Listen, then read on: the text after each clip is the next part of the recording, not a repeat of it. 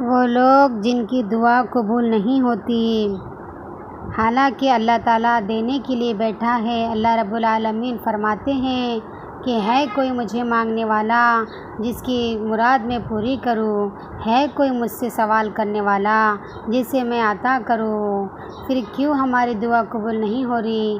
اس بات پہ غور کریں، اپنے اعمال کا جائزہ لیں، کہیں ہمارے پیٹ میں حرام کا لقمہ تو نہیں جا رہا، اس بات پہ غور کریں، کیونکہ سب سے پہلے یہی بات آتی ہے کہ اگر کوئی شخص حرام کا لقمہ کھاتا ہے یا حرام کا لباس پہنتا ہے تو اس کی دعائیں اللہ تعالیٰ قبول نہیں فرماتے ہیں۔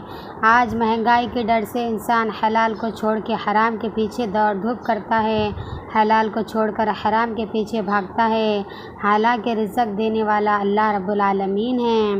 اگرچہ کہ کم کمائے لیکن حلال کا کمائے، یاد رکھے کہ کم کمائی ہو اور حلال کی ہو تو اللہ رب العالمین اس میں بہت برکت دیتے ہیں، لیکن حرام کی کمائی میں برکت نہیں ہوتی۔ اگر ہم اپنی اولادوں کو حرام کی کمائی کھلا کھلا کر بڑا کریں گے تو وہ آگے چل کر بہت بدتمیز، بد اخلاق ہو جائیں گے، بدترین ہو جائیں گے، اور پھر وہ ہمارے لیے ایک مصیبت کا باعث بنیں گے۔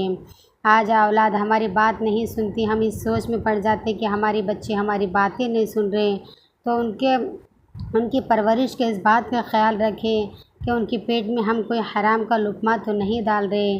کتابوں میں آتا ہے کہ جو کوئی حرام کا مال کھاتا ہے، حرام کا لقمہ اپنے گلے سے اتارتا ہے، گویا کہ وہ اپنے پیٹ میں آگ کو بھر رہا ہے۔ تو اس چیز کا خیال رکھیں اور حرام لقمے سے پرہیز کریں۔ اللہ رب العالمین سے دعا ہے کہ اللہ تعالیٰ ہم کو حرام روزی سے بچا۔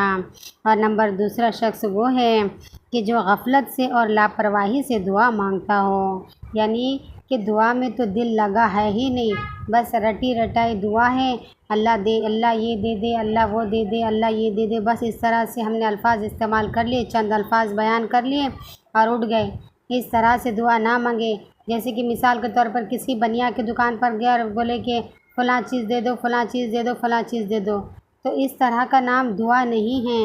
ہم دعا کس سے مانگ رہے؟ ہم اللہ رب العالمین سے دعا مانگ رہے، جو شہنشاہ کائنات ہے۔ ہم اس کی وحدانیت پر غور کریں اور اس طرح سے دعا مانگیں کہ جیسے کہ ایسی کیفیت ہو کہ اللہ میری دعا ضرور سنیں گے۔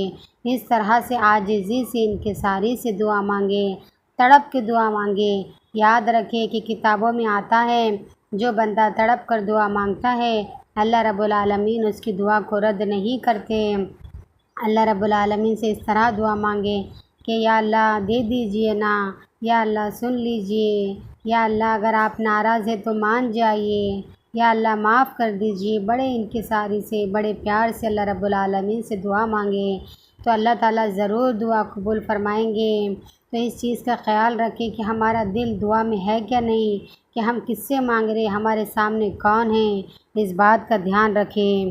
اور نمبر 3 پر وہ شخص آتا ہے کہ جو اپنے والدین کی نافرمانی کرتا ہو، جو اپنے والدین سے بدتمیزی کرتا ہو، جو اپنے والدین سے بد زبانی کرتا ہو، اپنے والدین کو طعنہ تشنی کرتا ہو، حالانکہ قرآن شریف میں اللہ رب العالمین نے فرمائے کہ اپنے والدین کو اف نہ کہو، نہ جانے ہم کیا کیا اپنے ماں باپ سے بول دیتے ہیں۔ تو آج ہی اپنے ماں باپ سے معافی مانگیں اور سچی پکی توبہ کریں اور انشاءاللہ اپنی دعا میں تڑپ پیدا کریں۔ اگر میری ویڈیو آپ لوگوں کو اچھی لگے تو لائک، شیئر اور کمنٹ کیجیے تاکہ میرا حوصلہ افزائی ہو سکے۔ السلام علیکم ورحمۃ اللہ وبرکاتہ۔